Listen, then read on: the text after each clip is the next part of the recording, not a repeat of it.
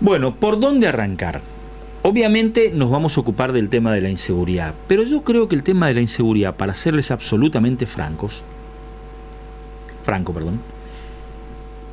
encierra un debate que hace mucho tiempo yo creo que esta sociedad se merece dar, que es el de los valores. Si nos acostumbramos a esto, a lo que algunos garantistas nos han querido implantar como modo de vida, vamos a seguir viendo esto como anecdótico. Yo quiero dejar en claro algo. Primero, así como lamento mucho que le haya tocado sufrir a Dani otra vez un escenario de inseguridad, que por suerte no fue extremo como el que le tocó anteriormente, donde estuvo comprometida su vida, yo me imagino que a un ciudadano como Dani Brites, pedirle que crea en las estructuras del Estado en términos funcionales es prácticamente una utopía. Y Dani Brites no debe ser el único por el que pasó por este tipo de cosas, repitiendo un escenario complejo como es el de la inseguridad, que te roben en plena vía pública. En un caso, con riesgo de vida, como le pasó con el joven que le tiró una puñalada para robarle el celular y que le asestó la puñalada y que por milagros no le pegó al pulmón. Y esto que le pasó hoy a las 7:18, haciendo la cobertura inicial de su trabajo de todos los días en Equipo de Noticias. Quiero que queden claro que hay muchísima gente que no es periodista y que no tiene la oportunidad de amplificar este escenario de la inseguridad. Un escenario que es generalizado en el país, no es solamente de Corrientes el tema, es un tema muy complicado. Por algo este tema, en el medio de una economía absolutamente irracional para la gente que tiene menos recursos, como es el de la inflación de más del 100% anual, se mete en la agenda de la campaña y se transforma en uno de los grandes temas. Por algo, el 70% de la ciudadanía consultada quiere orden económico y orden en las calles. Porque este tema no va más. No da para más. No da para más en el tratamiento judicial de armar la puerta giratoria para que entren y salgan los delincuentes.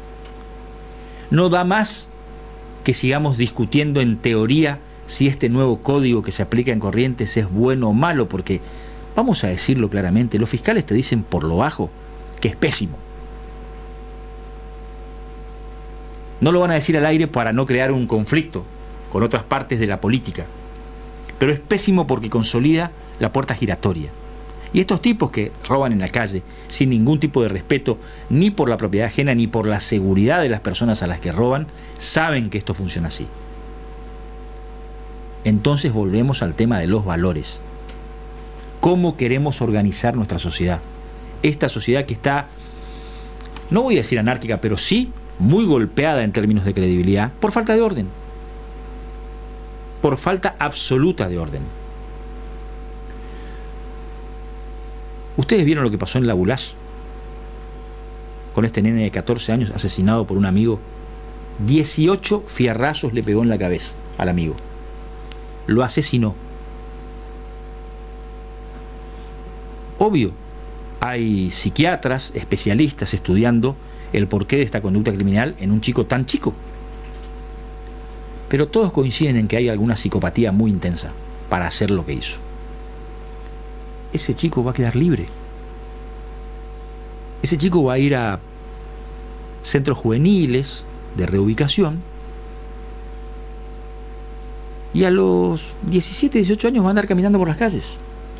O sea, le pedimos a nuestra sociedad que asista a este espectáculo y que algún teórico de lo jurídico y de lo social, de los que abundan, esos intelectualoides que no salen a la calle, pero que deciden la suerte de todos los demás, diseñando el esquema legal,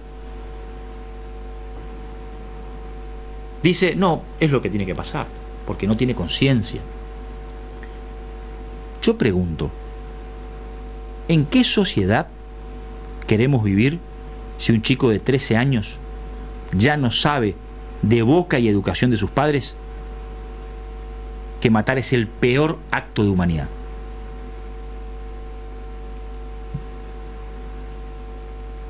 Yo les garantizo que hay muchas sociedades que funcionan, y que van para adelante, que este tipo de cosas no las permiten.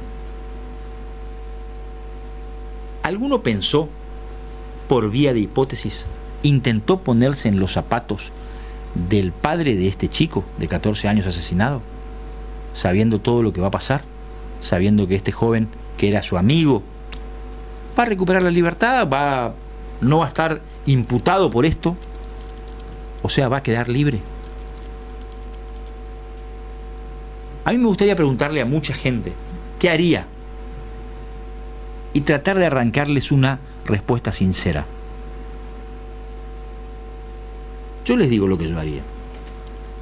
Si yo sé que a mi hijo, con ardides, lo asesinó de la forma que hizo y va a recuperar la libertad, cuando esté por la calle, muy probablemente yo lo mate. Pero muy probablemente. ¿Cómo podés convivir con ese sentimiento? Y les pido a todos que respondan de manera sincera, no de manera teórica. Porque si yo tengo que responder de manera teórica en base a mi formación, yo diría, no, che, al extremo ese no hay que llegar. ¿Es tu hijo asesinado de la peor manera por un psicópata? Y el Estado dice, no lo toquen. Que quede libre. ¿Qué haces? Entonces, cuando vos sumás eslabones, esto que pasa todos los días en diferentes calles, que hoy le tocó sufrir a Dani, lamentablemente, de manera acumulativa, pero que a mucha gente le ocurre por una bolsa de mercadería, por un celular, por una cartera, señoras de 70 años agredidas salvajemente en la vía pública por chicos de 20 años en motos de alta cilindrada. O sea, no hay una cuestión famélica, no le roban la cartera para sacarle un chocolate y comer, sino lo hacen porque dedicarse al delito es seguro, es redituable. ¿Así quieren continuar? ¿Así quieren continuar? Yo, la verdad, este año creo que vamos a asistir a un espectáculo circense en materia política. ¿A qué me refiero? A que todas las propuestas competitivas, ya lo dijimos ayer, son de derecha o de centro derecha. ¿Y saben por qué? Porque los políticos, que no son ningunos caídos del catre, saben que el 70% de la gente no piensa en términos ideológicos hoy. Quiere orden. Que se termine esta joda, este paraíso de los delincuentes y esta tortura para la gente común que quiere ganarse la vida. Entonces, como el 70% de esa gente quiere votar algo así, se ponen todos del lado de la derecha o del centro derecha. Miren, ¿saben qué es lo que me va a provocar más placer este año? Ver a todos esos intelectualoides de la izquierda yendo a votar a Sergio Massa o haciendo campaña por Sergio Massa. No se imaginan lo divertido que va a ser para mí ver cómo van a disociar sus supuestos ideales con el pragmatismo de votar a alguien que está a la derecha de Macri, como dice Cristina, ¿no? Candidato no es Macri, ¿eh? El del establishment es el círculo rojo y de la derecha es Massa, decía Cristina en los audios, y lo eligió a él. Entonces, no me digan que todo no tiene olor a podrido. Porque los que pretendemos que la gente siga creyendo en la política, y yo soy uno de ellos, porque creo que la política es transformadora, y acá hay muchísimos ejemplos en nuestra historia de gente que transformó la vida del país con política. Sarmiento, Roca, Irigoyen, también Perón, todos con algunos matices. No podemos. Ilia, sí, me estoy quedando corto. Alfonsín también, a pesar de que hay gente que lo critica por las cuestiones económicas, pero el legado de valores de Alfonsín no creo que nadie lo discuta. Pero toda esa gente, lamentablemente, hoy no genera la credibilidad que debería generar en la acción política, porque los malos han ganado el escenario. porque nos generan este, con perdón de la palabra, quilombo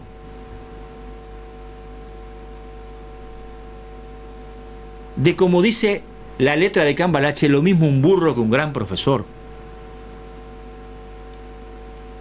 Y donde además hay gente que está muy bien preparada en términos culturales, pero muy mal plantada en valores morales,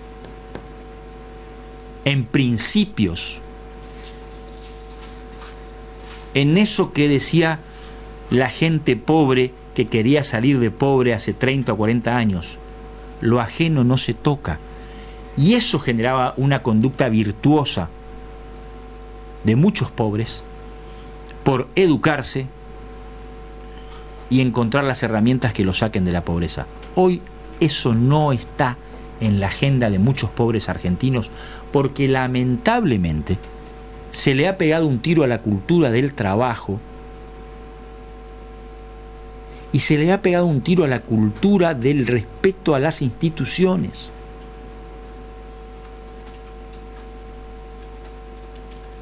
Es gravísimo lo que estamos viviendo. Usted me va a decir, che, Varela vino picante porque le pasó a Brites y es un periodista y es una respuesta corporativa. Les juro que no. Me duele por la cercanía que tenemos con Dani y el afecto que tenemos. Pero yo no soy ningún gil como para no darme cuenta de que eso que le pasa a Dani ya le ha pasado a muchísima gente antes. En Corrientes, en el Chaco, en Entre Ríos, en Rosario. Hoy hay una serie de procedimientos deteniendo a los sicarios de los monos en Rosario. Y la mayoría de los medios nacionales están metidos en ese tema porque la verdad, aparentemente se está haciendo algo que en algún momento se tenía que hacer. Fíjense lo deshonesta que es esta sociedad intelectualmente, que está preocupada por la conectividad en las cárceles. ¿A quién carajo le importa que haya conectividad en las cárceles más que a los delincuentes? ¿A quién? ¿A quién carajo? ¿Cómo vas a poner plata en eso con el panorama de inseguridad que tenés? ¿Cómo le vas a dar la oportunidad a los monos de armar su república del sicariato en Rosario a través de la conectividad en internet y los teléfonos celulares? Absurdo. ¿Pero saben por qué? Porque hay connivencia en esos sectores políticos con estos sectores. Porque el negocio es demasiado grande y no hay ingenuidades en esto. Ahora, ¿qué hacer específicamente con las cosas que nos pasan a nosotros acá en Corrientes, con este tema de la inseguridad, que ha crecido muchísimo, ha crecido muchísimo? En lo cotidiano uno lo observa, y yo sinceramente soy de los que creen que de manera muy respetuosa no hay que armar una línea absolutamente coincidente entre pobreza y delincuencia, porque conozco mucha gente pobre decente que sigue creyendo en el trabajo, sigue creyendo en la educación de sus hijos y que los aleja de la delincuencia. Pero la realidad nos obliga a meternos de cabeza en este tema y en ver qué se puede hacer. ¿Y saben qué? A riesgo de que alguno me diga, che, sos un opinólogo en este tema, me ha tocado visitar varias comisarías por diferentes episodios. Yo sinceramente creo que las policías de todo el país deberían rediseñarse y olvidarse del policía administrativo. El administrativo debería ser el 5% de la planta de personal y el resto de la policía tiene que estar en la calle. Yo sé que eso expone a la inseguridad a mucha más gente de la policía, pero en definitiva, para eso están. O sea, si vos le das un uniforme y un arma reglamentaria a un policía, es para proteger a la ciudadanía. Y así tiene que funcionar la cosa. Porque si no estamos delirando. Estamos poniendo el inodoro en el living y la mesa del living adentro del baño. Y diseñamos algo que es invivible. Así no se puede continuar. Y un mensaje para la política de los jueces y la política de los legisladores en Corrientes específicamente. Siéntense y vean de qué manera el famoso nuevo código resulta en algo beneficioso para la ciudadanía. Porque si los teóricos dicen que es muy bueno, pero los fiscales por lo bajo te dicen es un desastre porque garantiza mucho más la salida permanente de los delincuentes atrapados cometiendo delito, a la gente eso le provoca un daño enorme en términos concretos, pérdidas materiales, más inseguridad y de credibilidad en las instituciones. Si tanta laraca hicimos respecto del nuevo código, pues bien, que funcione para meter a los delincuentes en la cárcel. O yo le pregunto, señora, señor, independientemente de lo que usted piensa, si es de derecha, de izquierda, de centro, de lo que sea, ¿a usted le gusta que los delincuentes estén sueltos? ¿Dónde deben estar los delincuentes? Pregunta básica. ¿A dónde deben estar los delincuentes? Pues fíjate, Martín, que en esto de el control de la delincuencia, el control, digamos, ir contra el descontrol en las calles, tomó en Latinoamérica el modelo, o tomó la posta, mejor dicho, de llevar adelante una acción concreta, polémica, fue el presidente Nayib Bukele en El Salvador. Sí. Y fíjate que la situación es tan compleja y cómo se replica a lo largo del continente, que un gobierno vecino, ideológicamente de izquierda, que asumió en enero, después de 40 años de no tener una identificación con esta ideología, la izquierda, que incluso Cristina Kirchner estuvo en la asunción de Xiomara Castro, allá nos referimos, la presidenta de Honduras, con todos los líderes progresistas de la región. Bueno, a 5 meses de haber asumido, 6 meses, toma las mismas medidas que tomó Bukele en El Salvador. Lleva adelante el operativo Fe y Esperanza, se llama, que tiene la réplica de lo que Bukele está haciendo en El Salvador, con resultados ya en una primera instancia importantes, porque ha disminuido el nivel de violencia en su país. Entonces, la pregunta es, ¿hace falta, ¿qué hace falta para darse cuenta que para combatir la delincuencia el control es clave a la hora de conseguir ese objetivo? Porque en el caso de Xiomara Castro mandó al ejército. No estoy diciendo que Argentina tiene que ir al ejército a la calle, aclaramos totalmente, porque eso es ir en contra de la ley de seguridad interior, es ir en contra de un montón de postulados y demás. Simplemente cito por caso lo que está ocurriendo en Honduras. El operativo Fe y Esperanza establece que el ejército controle las calles. Aquí en la Argentina, estimo, de acuerdo a lo que observo, estamos un paso o 2 pasos atrás de lo que ocurre en El Salvador, o de lo que ocurría en El Salvador y lo que está ocurriendo en Honduras, y que la situación es controlable a través de lo que vos marcás, medidas concretas de experiencias concretas, no de teóricos de café, teóricos de escritorio, que dicen vamos a avanzar por acá porque esto es lo que a mí se me ocurre o a nosotros se nos ocurre, como lamentablemente pareciera ser ocurrió en la provincia de Corrientes con el nuevo Código Procesal Penal. Mira, porque yo te voy a decir algo de los fiscales, yo te puedo decir de la policía, los comisarios dicen, mirá, no se puede tener a la gente detenida tanto tiempo y sabemos que fulano es un chorro. Claro, un chompiras. Mira, yo respecto de Bukele te quiero decir lo siguiente. En principio, a mí no es que me cae muy bien eso de la sensación de la suma del poder público en una mano, ¿no?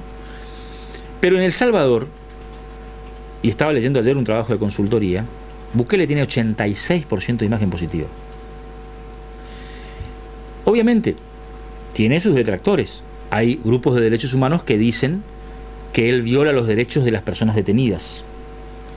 Pero también hay un dato. El Salvador, antes de Bukele, estaba dominado por las bandas mafiosas. O sea, vos querías abrir un emprendimiento comercial y tenías que pedirle permiso a un territorio mafioso. Así de complejo era. Circular era complejo. Y si no, fíjense lo que le pasó al juez también en Quilmes, que supuestamente algunos le reprochan el hecho de que haya sido muy feroz a la hora de contrarrestar un accionar delictivo, pero sin embargo lo atacaron 7 delincuentes a punta de revólver para robarlo en un intento de peaje territorial. Un ataque piraña. Sí. O sea, un ataque piraña. Entonces, al final, cuando vos te metés a pensar en el tema de los derechos humanos, yo me permito la siguiente reflexión respecto de Bukele. Probablemente él cometa alguna violación en cuanto a los derechos humanos de los delincuentes a la hora de imponerles, a partir de un decreto reglamentario que tiene, un estricto régimen carcelario. Pero ¿dónde estaban las organizaciones de derechos humanos cuando los chorros tenían de rehén, y los delincuentes y asesinos tenían de rehén al pueblo salvadoreño? ¿A dónde estaban? ¿A dónde? ¿O no es un derecho humano circular por las calles sin la sensación de que te pueden matar? ¿O no es un derecho humano ir a trabajar y llevar el fruto de tu trabajo a tu casa? ¿O no es un derecho humano acceder a la propiedad privada en una nación occidental? ¿No son derechos humanos eso? ¿Y dónde están las organizaciones de derechos humanos? ¿Dónde? Solamente para resguardar a los delincuentes, a la gente que sufre un régimen carcelario. Entonces, yo creo que la gente que en el 86% respalda a Bukele dice, mirá, la verdad, puede ser que a Bukele se le vaya la mano y viole algunos derechos humanos de los delincuentes. Pero yo prefiero que viole los derechos humanos de los delincuentes y no que los delincuentes violen los derechos humanos de los ciudadanos y las organizaciones de derechos humanos no digan nada. Entonces la gente termina respaldando al presidente Bukele. ¿Qué te quiero decir con esto? Que los boludos que ideologizan todo no se preocupan por el bienestar de la ciudadanía, porque en definitiva cualquier acción pública que vos encarás tiene que tener como único fin garantizar un mayor estado de bienestar. ¿No entra eso en el radar de la gente que también pelea por los derechos humanos? ¿Qué es esto? Entonces te vuelvo a decir algo que te dije un ratito antes. Me va a causar placer ver este año, observar a toda esa gente de la izquierda, de la centroizquierda, ir a votar a Sergio Massa o hacer campaña por Sergio Massa. Porque va a revelar cuán deshonestos intelectualmente son. Porque si fueran fieles a lo que ellos creen, sus ideales o su principio político, jamás deberían votar a Sergio Massa. Pero lo van a hacer. Lo van a hacer. Lo van a hacer. Acuérdense. Porque les importa mucho más la conveniencia que ser honestos consigo mismos. Los va a desnudar. Así de mal está todo. Insisto con algo.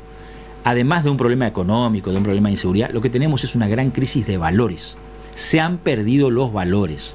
Y ojo, va también para Javier Milei, que ahora se conoce que Sergio Massa le está haciendo todos los armados electorales en la provincia de Buenos Aires. ¿A dónde están los valores de Milei? Que supuestamente habla de la casta. Acá también tiene un candidato a diputado nacional que claramente es parte de la casta. Porque, en definitiva, yo no estoy haciendo un juicio de valor respecto de Lisandro Almirón, pero Lisandro tiene un pasado por diferentes partidos políticos. Por muchos, de diferentes sectores. Entonces, cuando vos ves que al final la conveniencia termina ganándote la pelea, bueno, cada vez crees menos. Así estamos. Así estamos. Los quiero escuchar, de manera respetuosa, porque mucha gente está dejando sus mensajes en solidaridad con nuestro compañero Dani, pero también contando sus experiencias. Pausa, Tere. Sí, señor. ¿Fuiste víctima de robo? ¿Dónde y qué te robaron? Esa es la pregunta que hoy te estamos haciendo. Mandanos un audio.